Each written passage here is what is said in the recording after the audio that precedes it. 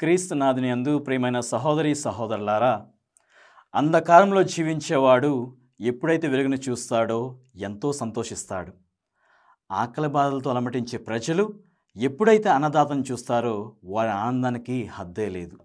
అదేవిధంగా అప్పుల బాధల్లో జీవిస్తున్న ప్రజలు ఎప్పుడైతే ఎదుటివారు వచ్చి వారికి సహాయాన్ని వారి చేయిని అందిస్తారో వారి ఆనందానికి కూడా హద్దే లేదు. మనమంతా కూడా బాధ విముక్తికై ఎప్పుడు వేచి చూస్తూ ఉంటాం ప్రియమైన సహోదరి సహోదరులారా. అంటే బాధ నుంచి విముక్తి పొందడానికి, శాంతిని పొందడానికి, సమాధానం పొందడానికి ఎదురు చూస్తూ ఉంటాం. ఇవన్నీ జరగాలంటే మనకంటూ ఒక విమోచకుడు కావాలి, ఒక రక్షకుడు కావాలి.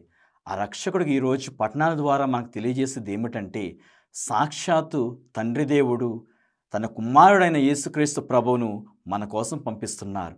కాబట్టి మనం ఎంతో ఆనందించాల్సిన విషయం. అదేవిధంగా సువార్త పట్టణం తెలియజేస్తుంది, క్రీస్తు జననం దేవుని ప్రణాళిక యొక్క పరిపూర్ణత గురించి వివరిస్తుంది. అంటే తండ్రి దేవుడు తన కుమారుని ఈ లోకానికి పంపిస్తున్నారు.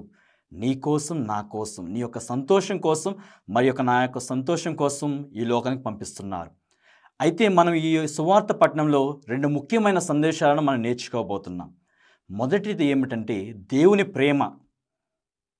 మరియమ్మ తల్లి పవిత్రాత్మ వలన గర్భము ధరించి ఈ ఒక కుమారుని కనెను. ఆయనే యేసుక్రీస్తు ప్రభు, మన రక్షకుడు.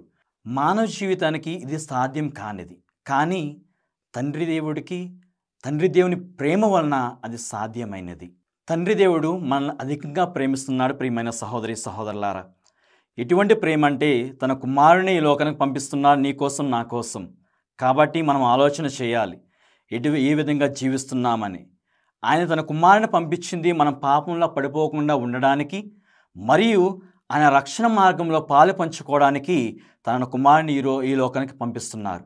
కాబట్టి మనం అటువంటి ప్రేమ కలిగిన హృదయం జీవిస్తున్నామా, లేదా ఈర్ష్యతో, కోపముతో, క్రోధంతో జీవిస్తున్నామా అనే ఆలోచన మనం చేసుకోవాలి. ఇక రెండవదిగా వచ్చేసి ప్రియమైన సహోదరి సహోదరులారా, యోసేపు గారి జీవితం. ఆయన న్యాయవంతమైన జీవితం జీవించాడు, నీతివంతమైన జీవితం జీవించాడు.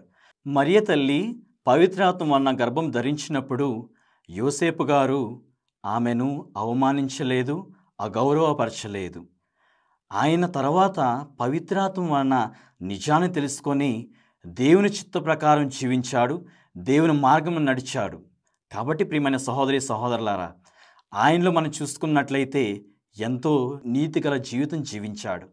కాబట్టి నీవు నేను కూడా మన కుటుంబంలో ఏ విధంగా జీవిస్తున్నాం, నీతి నిజాయితీ కలిగిన జీవితాన్ని జీవిస్తున్నామా అనే ఆలోచన చేయాలి. కాబట్టి ఈరోజు పట్టణాలన్నీ కూడా మనకి ముఖ్యమైన సుగుణాలు ఏం తెలియజేస్తున్నాయంటే ప్రేమ, శాంతి, దయ. ఎప్పుడు కూడా ఈ మూడు గుణాలు మన జీవితంలో ప్రధానమైనవిగా నిలిచి ఉండాలి. ఎప్పుడైతే ఇవి మూడు ఉన్నాయో మనకంటూ శాంతి, సమాధానంతో ఎప్పుడూ జీవిస్తూ ఉంటాం. ఏ విధంగా తండ్రి దేవుడు మనల్ని ప్రేమించాడో అదేవిధంగా మన ఎదుటి వారిని ప్రేమించగలుగుతాం.